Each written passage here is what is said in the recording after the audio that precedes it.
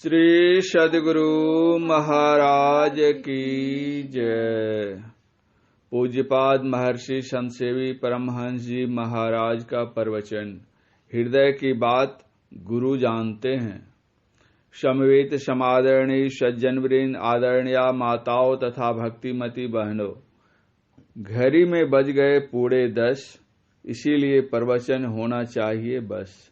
लेकिन लोग नहीं हो रहे हैं टस से मस, क्योंकि मिल रहा है उनको सत्संग का रस। इस समय सत्संग का विषय है संत मत की साधना। वक्ताओं से तत्संबंध में आप लोगों ने विशद व्याख्याएं सुनी। अब इतनी व्याख्या के बाद कहने के लिए क्या रह गया, मैं यह सोचने में लग गया हूं। संत मत की साधना में ध्यान की प्रधानता है। जब ध्यान की बात आ गई तो ध्यान की बातों को जब ध्यान देकर सुनेंगे तभी ध्यान में रहेंगी। आपका ध्यान कहीं अलग रहेगा और ध्यान की बात सुनना चाहेंगे तो ध्यान की बात ध्यान में नहीं रहेगी। दैनिक जीवन में ध्यान का शब्द का व्यवहार हम विविध रूपों में करते हैं। किसी कार्यवश कोई कलकत्ता जा रहे हैं तो हम कहते हैं कि भाई आप कलकत्ता जा रहे हैं तो मेरे अमुक काम का ध्यान रखना। लौटकर वे आते हैं और हम पूछते हैं, कहो भाई मेरा काम हुआ? वे उत्तर देते हैं, क्या करें, ध्यान से उतर गया। बच्चों को हम कहते हैं ध्यान से पढ़ो। यह ध्यान क्या है? ध्यान एकाग्रता के लिए व्यवहृत हुआ है। अंतः साधना में ध्यान का 7वां स्थान है। योग के 8 अंग हैं: यम, नियम, आसन, प्राणायाम, प्रत्याहार, धारणा, ध्यान और समाधि। हम लोग जिसे ध्यान कहते हैं, अरबी फारसी में उसी को मराकवा और अंग्रेजी में मेडिटेशन कहते हैं। अंग्रेजी में इसकी परिभाषा इस प्रकार दी गई है: all attentions without any tension are meditation. हम लोगों के यहाँ वैदिक धर्मशास्त्र का उद्घोष है, ध्यानं शून्यगतं मनः।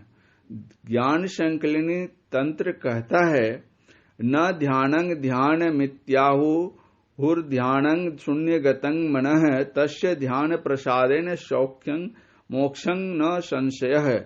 ध्यान को ध्यान नहीं कहते, शून्यगत मन को ही ध्यान कहते हैं। इस ध्यान से सुख मिलता है और मोक्ष की प्राप्ति होती है। कुछ लोग कहते हैं कि ध्यान करने के लिए बैठता हूं पर मन नहीं लगता है। साधनारंभ में सबकी स्थिति यही होती है। संत दादू दयाल जी महाराज आश्वासन देते हैं, सब काहू को होत है तन मन पसर जाई, ऐसा कोई एक है उल्टा माही समाई। वे कहते, तुम्हारी ही यह गति नहीं है, सबकी ऐसी ही गति होती है कि ध्यान में बैठने पर मन भागने लगता है, लेकिन ऐसा कोई विरले होता है जो मन को समेटकर अंतर की ओर उलटता है, वह बहिर्मुख से अंतर्मुख होता है। क्यों करे उल्टा आनिए, पसरी गया मन फेरी। साधक कहते हैं, हम मन को अंतर्मुख तो करते हैं पर फिर भाग जाता है, तब क्या करें? संत दादू दयाल जी महाराज कहते हैं, दादू डोरी सहज की यों आनय घेरी घेरी। जिस तरह से आकाश में पतंग उड़ती रहती है और लटेर आदमी के हाथ में रहता है, लटेर अगर हाथ में है और धागा उसमें बंधा है तो पतंग कभी न कभी आएगी ही। लटेर ही छूट गया या धागा ही टूट गया तो पतंग भी लूट गई। मन भाग गया तो क्या करोगे? उसे छोड़ दोगे? छोड़ो मत। जहां भाग गया है वहां से तोड़ो और अपने लक्ष्य में जोड़ो। इसी का नाम है प्रत्याहार। पहले प्रत्याहार होता है, पश्चात धारणा, तत्पश्चात ध्यान और अंत में समाधि। प्रत्याहार प्रति जोर आहार। जैसे कोई भावना मन में उठे तुरंत उसको आहार कर जाओ, निगल जाओ। अगर तुम उसको नहीं निगलते हो तो वही तुमको निगल जाएगा। प्रत्याहार में हार मत जाओ। हमारे गुरुदेव का आदेश है, जह जह मन भगी जाई, ताही तह तह से तत्क्षण, फेरी फेरी ले आई, लगाई ध्येय में आपन।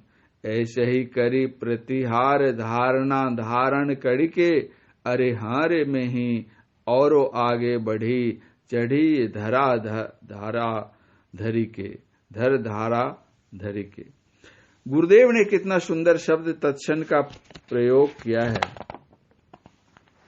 मन को यदि तत्क्षण समेट लेंगे तो आगे बढ़ने में देर नहीं लगेगी, अन्यथा मन कहां कहां जाएगा और तुरंत में क्या क्या कर लेगा, ठिकाना नहीं है। यह मन बहुत सूक्ष्म है पर बड़ा शक्तिशाली है। संत पलटू साहब ने कहा है, मन नहीं पकड़ा जाए बहादुर जवान है, मन नहीं पकड़ा जाए बहादुर जवान है, करत रहे खुरखुंद बड़ा शैतान है। इसको समेटने के लिए ध्यान है। किसी मंदिर में जाते हैं तो पहले हम स्नान करके पवित्र हो जाते हैं, फिर मंदिर में प्रवेश करते हैं और पवित्र शरीर से मंदिर में प्रवेश नहीं करते। इसी तरह ब्रह्मांड रूपी मंदिर में प्रवेश करने से पहले मन को पवित्र करना पड़ेगा। बाहर के स्नान से हमारा शरीर पवित्र होता है, लेकिन हमारे भीतर जो मलिन मन है, इसकी पवित्रता कैसे होगी? शरीर पर या कपड़े पर मिट्टी लग जाती है तो उसको हम पानी से साफ कर देते हैं। पानी अगर गंदा हो जाता है उसको हम आग से साफ करते हैं। आग जब गंदी होती है तो उसको हम हवा से साफ करते हैं, और हवा भी जब गंदी होती है तो उसे हम आकाश से साफ करते हैं। आप सोचेंगे कि मैं उल्टी बातें बोले जा रहा हूं। अरे भाई, उल्टी नहीं, सुलटी बातें हैं। मिट्टी लगी तो पानी से साफ कर दिया, मिट्टी साफ हो गई। गुरु महाराज के साथ ऐसी ऐसी जगह हम लोग गए हैं जहां का पानी पीने योग्य नहीं रहता था, जैसे नेपाल की तराई। पानी ऐसा सुंदर के स्नान कीजिए और साधु बन जाइए। उजला वस्त्र भी गैरिक हो जाता था। वहां क्या करते थे? गुरु महाराज हम लोगों से पानी औटवाते खुलवाते थे। खूब औंट कर तब उसको ठंडा करते थे। पानी की जो गंदगी थी कुछ तो तैरने लगती थी और कुछ नीचे बैठ जाती थी। फिर उसे छान कर काम में लाते थे। इस तरह आग के द्वारा पानी साफ हुआ कि नहीं? उस तरफ नेपाल में एक बड़े अच्छे प्रचारक थे, लक्षण दास जी। वे कभी कभी गुरु महाराज को नेपाल में प्रचार हेतु ले जाने के लिए आते थे। मैं लक्षण दास जी को कभी कभी हंसी में कहता था, लक्षण दास जी, आप गुरु महाराज को ले जाने के लिए इतना परेशान क्यों होते हैं? हम लोग पहले से ही आपके यहाँ जाने के लिए तैयार हैं। वे कहते थे, आप लोग भागलपुर शहर के रहने वाले हैं और हम लोग निष्ठाह देहात के, आप लोग वहां जाना क्यों पसंद करेंगे? आप लोग वहां थोड़े ही रह पाएंगे।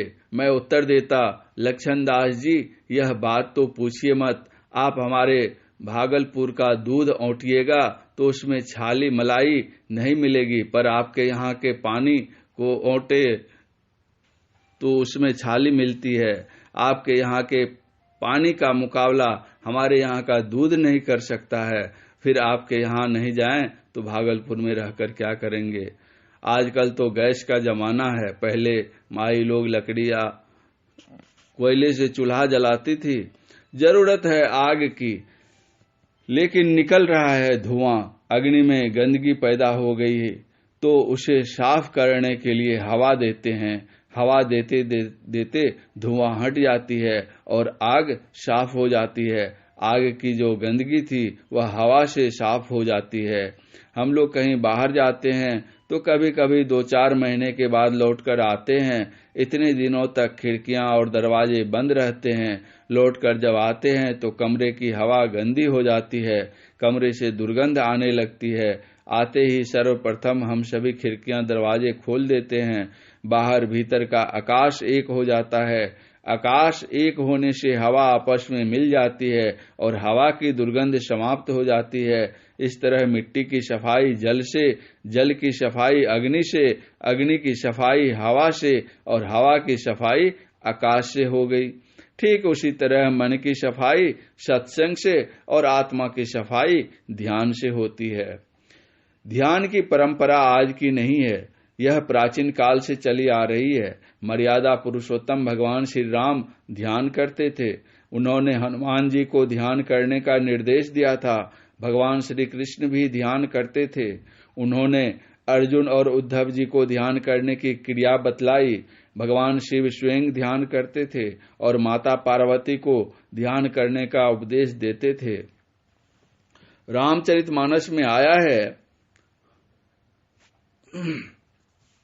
निशि प्रवेश मुनि आयसु दीना, सब ही संध्या वंदन कीना। मुनि के आदेश से भगवान श्री राम, लक्ष्मण जी आदि सभी संध्या वंदन करते थे। वैदिक धर्म में त्रिकाल संध्या करने की परंपरा है। ब्रह्म मुहूर्त में, दिन में स्नान के बाद और सायं काल। श्रीमद् भागवत में आया है, ब्राह्मे मुहूर्ते उत्थाय वायुर्पश्य माधव दद्यो प्रसन्न करण आत्मानं तमसः परम। भगवान श्री कृष्ण प्रतिदिन ब्रह्म मुहूर्त में उठ जाते और हाथ मुंह धोकर अपने आत्म स्वरूप का ध्यान करने लग जाते। उस समय उनका रोम रोम आनंद से खिल उठता था। किसी समय जंगल में बैठकर शमिक मुनि ध्यान कर रहे थे। राजा परीक्षित शिकार खेलने के लिए जंगल गए। उन्होंने एक मरा हुआ सांप उनके गले में डाल दिया था। मुनि के एक शिष्य ने राजा को शाप दे दिया। यह कथा सर्वविदित है। स्वामी दयानंद जी महाराज ने त्रिकाल संध्या का आदेश दिया है। वे स्वयं भी त्रिकाल संध्या करते थे। आज यदि आर्य समाज के लोग त्रिकाल संध्या नहीं करें तो स्वामी दयानंद के आदेशों का आदर कैसे हुआ। हमारे गुरुदेव त्रिकाल संध्या करते और सत्संगियों से करवाते थे। अगर संत मत सत्संगी त्रिकाल संध्या नहीं करे तो सत्संगी कैसा।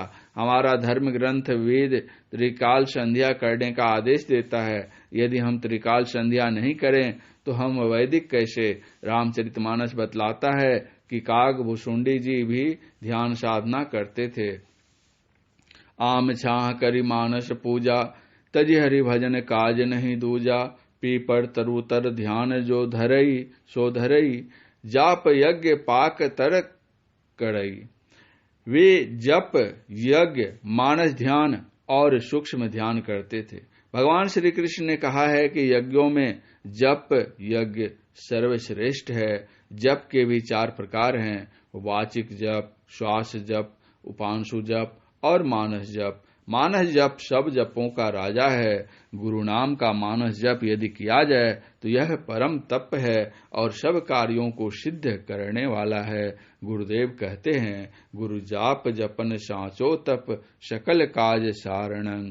पहले मानस जप एकाग्रता पूर्वक करना चाहिए। जिस तरह से भवन बनाने से के पहले नींव मजबूत करते हैं, अगर नींव मजबूत नहीं हो तो भवन भव्य नहीं बन सकता। उसी तरह जप नींव है। जप का मंत्र लंबा नहीं हो। गोस्वामी तुलसीदास जी कहते हैं, मंत्र परम लघु जासु बस, विधि हरिहर सुर सर्व, महामत गजराज कह, बस कर अंकुश खर्व। हाथी बहुत बड़ा जानवर होता है, लेकिन उसको वश में करने वाला अंकुश बहुत छोटा होता है। उसी तरह मन बड़ा एरावत हाथी है, उसको वश में करने वाला अंकुश मंत्र है। मंत्र का अर्थ है मन को त्राण देने वाला। मन अशांत है, बेचैन है। मंत्र जपते जपते त्राण मिल जाती है, शांति मिल जाती है। जिसको शांति नहीं मिलती वह मंत्र जप करके देख ले। कितना भी अशांत मन है, मंत्र जाप करने लग जाए, देखिए थोड़ी देर में उसको शांति मिल जाएगी। जप के बाद मानस ध्यान करना चाहिए। मानस ध्यान में इष्ट रूप का मन से ध्यान किया जाता है। जिस इष्ट का नाम जपते हैं उसी इष्ट के रूप का ध्यान भी करना चाहिए, क्योंकि जिस नाम का स्मरण करते हैं उनका रूप हमारे सामने आना स्वाभाविक है। हमारे 4 बेटे हैं, उनमें जिस एक बेटे का नाम लेकर हम पुकारेंगे उसी एक बेटे का रूप हमारे सामने आएगा, अन्य 3 का नहीं। लेकिन इष्ट रूप मानस पटल पर आएगा कैसे? हमारे हृदय में कैसा प्रेम है, हमारे पड़ोस का कुत्ता भी पहचानता है। रोटी लेकर तू पुकारेंगे तो कुत्ता हमारे पास पहुंच जाएगा, और अगर लाठी लेकर पुकारेंगे तो कुत्ता नहीं आएगा। जब एक मामूली कुत्ता हमारे हृदय के प्रेम को पहचानता है, तब जिस इष्ट का नाम लेकर हम पुकारते हैं, क्या उनमें क्षमता नहीं है कि हमारे हृदय के भावों को पहचान सके? अगर उनमें क्षमता नहीं है तो हमारे इष्ट कैसे हैं? श्री रामकृष्ण परमहंस जी महाराज ने कहा, संतों की दृष्टि में आम लोगों का हृदय कांच की अलमारी की तरह होता है। जैसे कांच की अलमारी में रखी हुई चीज लोग बाहर से देख लेते हैं, उसी तरह संत जन लोगों के अंतःकरण की बातें को जान लेते हैं। इस प्रवचन का दूसरा भाग अगले प्रवचन पाठ में। महर्षि संत सेवी परमहंस जी महाराज का यह प्रवचन अखिल भारतीय संतमत सत्संग के 81वां महाधिवेशन के अवसर पर चित्रकूट में दिनांक 17/2/1992 ईस्वी को प्रातःकालीन सत्संग में हुआ था। शांति संदेश मार्च 2009 ईस्वी। श्री सद्गुरु महाराज की जय।